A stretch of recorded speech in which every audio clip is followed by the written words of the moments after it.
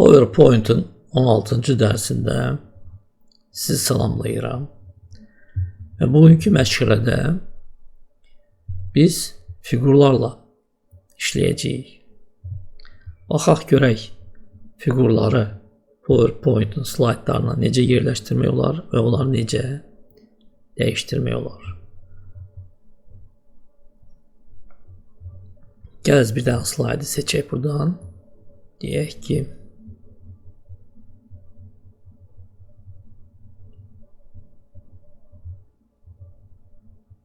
bax bu slaydı seçək və burada aşağıda bir dənə fiqur yerləşdirək. Fiqurları necə yerləşdirmək olar? İki variant var.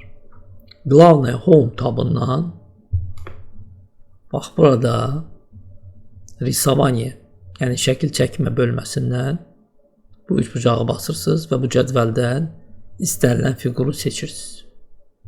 İkinci variant, əgər siz Vstavka, Insert tabındasınızsa, burada nəsə işlər görürsünüzsə da Главное Home tabına qayıtmağa ehtiyac yoxdur.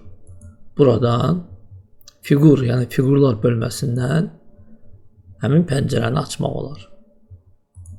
Gəl keçək Главное Home tabına və buradan bir daha fiqur seçək. Deyək ki, ulduz işarəsini seçirik. Ulduz işarəsi burada yerləşir. Zvezdi, lentlər və ulduzlar. Və axırıncı istifadə olunan fiqurlar burada da yerləşir. Bu ikinci sətr dolana qədər həmin fiqurları burada görürsünüz. Axırıncı burada yer dolan kimi birinci fiqur buradan başlayır yox olmağa. Gəlin seçək ulduz işarəsini. Seçdik. Görürsünüz, ox belə bir şəkil alır. Burada sol düyməni, deyək ki, burada yerləşdirək. Deyək ki də sol düyməni basırsınız və ulduz fiqurunu çəkirsiniz. Sol düyməni buraxan kimi şəkil fiksasiya olunur. Əgər rəngi xoşunuza gəlmirsə, onu qırmızı eləmək istəyirsinizsə və buradan eləmək mümkün deyil. Bu mətnə aiddir. Görürsünüz, yazıb Cvet şrift, yəni şriftin rəngidir. Keçirsiniz, ya buradan eləyirsiniz, yaxud keçirsiniz format tabına. Şəkli seçəndə fikir verirsiniz. Format tabı yox olunur. Şəkli seçən kimi format tabı görsənir. Yəni ya buradan, yaxud da format tabını basanda bu əməliyyatlar sol tərəfdə görsənəcək. Görürsünüz, Zalivka fiquru və buradan bir dənə rəng seçsiniz. Qırmızı seçdik. Tutalım ki, indi konturların rəngini dəyişmək istəyirsiniz. Burada tutalım ki, belə deyək, qoy göy konturlar olsun. Belə. Görürsünüz, burada eləlik bilinmir. Ona görə yoğunluğunu biraz artıraq. Deyək ki, belə. Görürsünüz, yaxud belə. Belə oldu. İndi tutalım ki, ulduzun içində bir dənə mətin yazaq. Deyək ki, audionu burada yazaq. Bunu da iki cür eləmək olar. Gəl birinci variantı əvvəlcə eləyək. Keçirik Vstavka Insert tabına. Bunu keçən dərs elədik. Nadpis, yəni yazı əmrini seçirik. Və burada belə bir mətin yazırıq. Audi. A-U-D. Seçdik. Gəl siz yağlı eləyək. Yağlı elədik. Siz rəngini dəyişək, eləyək ağ rəngdə. Rəngi də ağdır. Yoxdur. İndi bu yazını artıq bu şəkil formatındadır, görürsünüz. Çəkirik. Sol düyməni buraxmadan yerləşdiririk bura. Biraz böyütmək də olar. Əgər istəyirsə şrifti qaraltdıq. Deyək ki, eləyək.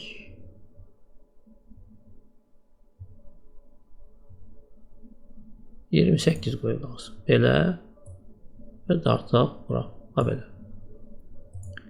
İndi tutalım ki, biz istəyirik ki, audio mətni ulduzun içində qırmızı fonda yox, başqa bir fonda olsun. Amma qırmızı fon ulduzun içində qalsın.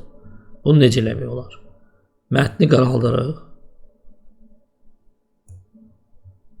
Format tabında Keçir bura. Konturu figuru. Zalivka figuru.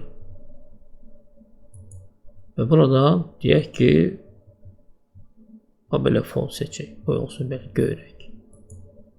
Görürsünüz, artıq göy rəng gəldi. İndi bunu biraz dartırıq içəri. Kiçildirik şəkli və belə. Görürsünüz, audio sözü biraz da dartmaq olar içəri, belə. Görürsünüz, audio sözü ağ rəngdə yazılıb, amma göy fondadır. Amma ulduzun qırmızı fonu yerində qalır. İndi tutalım ki, bu figuru bura dartmaq istəyirsiniz, aşağı. Əgər belə eləsəz, seçsəz və dartsaz, görürsünüz, yalnız ulduz gəlir. Audio gəlmir. Təzədən gələndə audionu seçib, audionu da gətirməlisiniz. Əgər bir əməliyyata bu iki figur bura gətirmək istəyirsinizsə, gəz qaytarım dala, onda əvvəlcə ulduzu seçirsiniz, sonra ulduz kontrol düyməsini klaviaturdan basırsınız, ulduz yazını seçirsiniz və format tabında qruppировать, yəni qruplaşdır əmrinin böyründə sağ düyməni basırsınız və burada qruppировать, yəni qruplaşdır əmrini seçirsiniz. İndi bu figur bura dartanda görürsünüz, ikisi də bir yerdə gəlir. Əgər ləğv eləmək istəyirsinizsə, yəni istəmirsiniz, ikisi bir yerdə gəlsin, yenə də keçirsiniz bura qruppировать və burada razqruppировать. Yəni yenidən bölürsünüz, yenidən seçsəz, görürsünüz, şəkillər ayrı-ayrı gəlir. Bu belə. İndi keçək ikinci şəkilə. İkinci slayd, bu slayda keçək. Burada avtomobillər var. Biz istəyirik ki, bu slaydda şəkillərin altında yaxud üstündə bir də ox işarəsi yerləşdirək və ox işarəsinin içində avtomobillərin adlarını yazaq. Gəl bunların üçündə çəkin biraz yuxarı. Belə eləyək. Və buna ox işarəsini yerləşdirək. Yenə də keçir bu pəncərəyə. Bu pəncərədən ya yuxarıda belə işarəni seçmək olar. Strelka vniz, ox işarə. Yaxud da aşağıda strelka vверх, ox yuxarı. Seçdik və burada yerləşdiririk həmin ox. Belə. Bu dairələri görürsünüz, dairə işarələrini görürsünüz, ağ rəngdədir. Onlarla fiquru dəyişmək olar. Belə, yaxud belə, yaxud belə. Bundan başqa görürsünüz, iki dənə dairə var, amma içi sarı rəngdədir. Göz bunlar neyinir? Bu işarə yalnız oxun baş hissəsinə aiddir. Fikir verirsiniz, indi yaxınlaşdıran kursoru həmin o dairəyə və kursorun fiquru formatı dəyişəcək. Fikir verirsiniz, xarici görünüşü. Görürsünüz, üç bucaq şəklini alır. Sol düyməni basırsınız və çəkirsiniz aşağı görürsünüz. Artıq üç bucaq alınır. Yəni ox üç bucaq şəklini alır. Eyni əməliyyatda aşağıdan eləmək var. Sol düyməni bastıq və fikir verirsiniz, artıq üç bucaq ev şəklini alır. Gəl belə eləyə saxlayaq. İndi tutalım ki, bu üç bucağın içində, oxun içində mətin yazmaq istəyirik. Birinci slaydda bu əməliyyatı yerinə yetirdik, böyürdə yazdıq və yerləşdirdik şəklin içində. İndi həmin əməliyyatı eləyirik, yəni həmin əmri seçirik, amma birbaşa fiqurun içində mətn yazırıq. Deyək ki, yazaq burada BMW. Belə. Tutalım ki, indi bu yazının istiqamətini dəyişmək istəyirik. Seçdik. Keçirik Glавное Home tabına və buradan abzas bölməsindən bu əmri seçirik. Направление tekstə, mətnin istiqaməti. Üç bucağı basırıq. Üfüqü, qorizontalni, stolbik, şaquli, 270 dərəcə bucaq altında fırlayırıq, yaxud 90 dərəcə.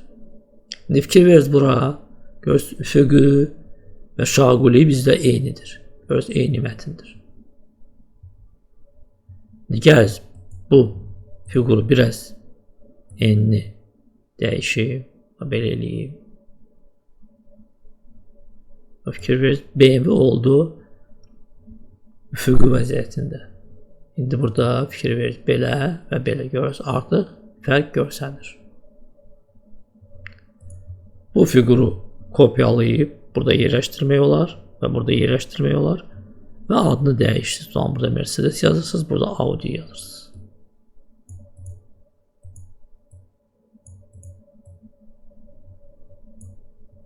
Belə. Və üçüncü slayda keçirik. Bu slayda. Və burada tutalım ki, bu mətni müəyyən bir ramkaya alırıq. 4 bucaq yaxud oval. Gəl ovalı seçək. Və belə eləyirik. Və belə. Bunu eləyən kimi görürsünüz, mətn yoxa çıxır. Keçən dərsdə birinci variantı sizə göstərmişdim. Necə mətni görmək olar. Format tabını çağırırsınız və buradan verirsiniz primistit nazad, yəni arxa plana keçsin. Və görürsünüz mətn gəldi. Amma tutalım ki, indi biz belə eləmək istəmirik. Arxa plana vermək istəmirik oval fiqurunu.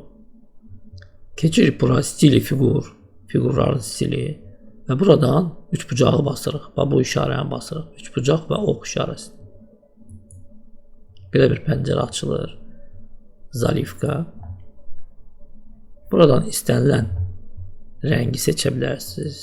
Deyək ki, belə rəngi olsun qoy. Rəng dəyişdi. İndi burada şəffaflığı çoxaldırıq. Fikir verirsiniz, mətn gəlməyə başlayır. Harada istəyirsiniz, harada sizə xoşdur. Deyək ki, şəffaflığı saxlaya bilərsiniz. Deyək ki, 60 dərəcədə saxlayaq. Belə. Buradan da eləyə bilərsiniz. Burada 3 bucaqlarla da işləyə bilərsiniz. Əgər sizə gradiyent lazımdırsa, gradiyentə keçib onun öz şəffaflığı var. Görürsünüz, itdi mətn. Buradan şəffaflığı göstərir. Fikir verirsiniz, mətn gəlir. Deyək, saxlayaq 61-də. Düzdür, burada var risunuk tekstura, uzorna zalivka. Burada həmin şey eləmək mümkün olmayacaq. Deyək ki, gəliniz götürək risunuk, uzorna zalivka götürək və görürsünüz, bağladı, xətti açırıq. Və burada görürsünüz, şəffaflıq var, görürsünüz nə qədərdir.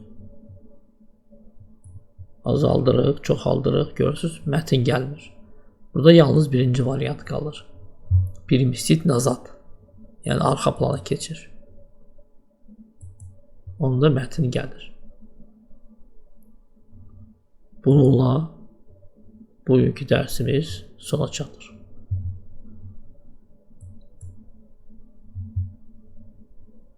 Bugünə bu qədər. Təşəkkürlər.